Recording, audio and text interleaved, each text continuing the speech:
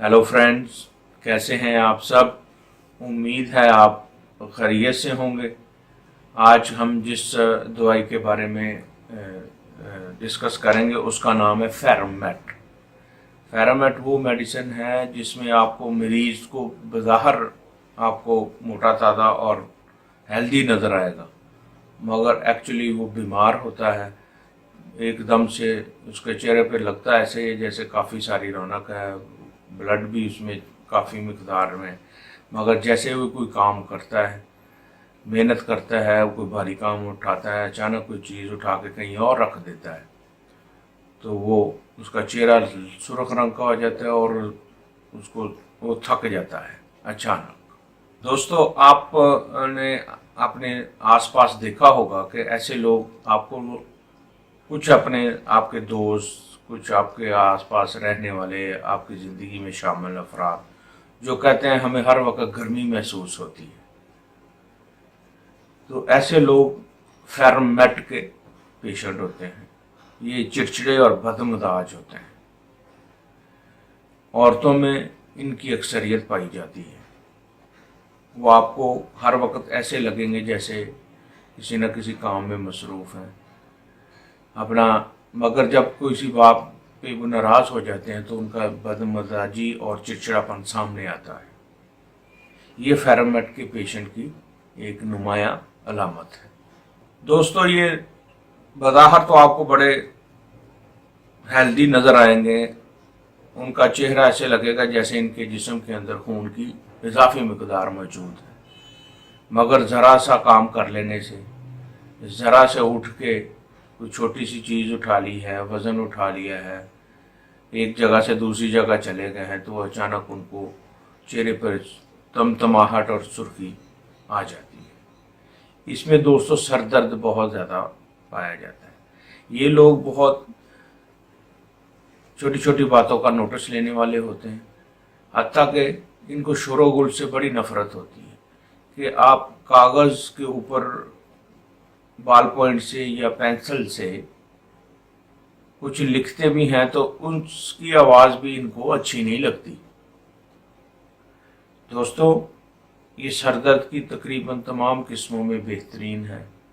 चेहरे पे सुर्खी आ जाती है, एक जगह से दूसरी जगह छलांग लगाने से चक्कर आ जाते हैं। चक्करों की भी एक ख़ास दवा आपको बताता चलूं कि चक्कर इनमें इस तरह से आते हैं कि एक जगह से दूसरी जगह शिफ्ट होने पर चक्कर आ जाते हैं। पेशेंट आराम से बैठा है, मगर जैसे वो एक जगह से दूसरी जगह जाता है उसको फौरन चक्कर आ जाते हैं। तो जिस चक्करों में ऐसे पेशेंट को जब आप देखें कि एकदम उसके चेहरे पे सुर्खी आ गई है या जिस्म का टेम्परेचर बहुत ज़्यादा हो गया है अचानक और उसकी वजह से चेहरा सुर्ख हो गया है, तो उसके लिए बड़ी नायाब और सबसे पहले इस्तेमाल की जाने वाली मेडिसिन है। दोस्तों, इसमें औरतों की मसाइल का भी हल है। इसमें हैज़ थोड़ा आता है, कम आता है, दर्द के साथ आता है, कम मिकदार में आता है। ये इन सारे मसाइल के लिए भी बेहतरीन मेडिसिन है। दोस्तों, इसमें हैज़ की जो प्रॉब्लम है, हैज़ देर से आता है, रुक रुक कर चलता है और बहुत ज़्यादा खून आता है। हैज़ के दौरान अगर चेहरे पर चेहरा सुर्ख हो जाए तब भी ये बेहतरीन मेडिसिन। दूसरा, खाना खाने के दौरान हलक में ग़िज़ा फ़ौरन ऊपर को आती है, इस तरह या डकार की वजह से ग़िज़ा जो है बाहर आ जाए तो उसके लिए बहुत अच्छी मेडिसिन है। दूसरा दोस्तों, एक हैरत अंगेज़ कि ये अंडे और चर्बी से मरीज़ की जो है तकालीफ बढ़ जाती है। यानी अंडा खाने से और चर्बी का ज़्यादा यानी ऑयल, घी, देसी घी वगैरह, मक्खन के इस्तेमाल से, जिस तरह हम देखते हैं कि पल्साटिला में भी ये अलामत पाई जाती है, मगर ये भी इस प्रॉब्लम को अगर ऑयल खाने से या लोग कुछ ऑयल नहीं खाते, घी नहीं खाते कि उनकी तबीयत ख़राब होती है, तो ये ऐसे लोगों के लिए एक नायाब मेडिसिन है।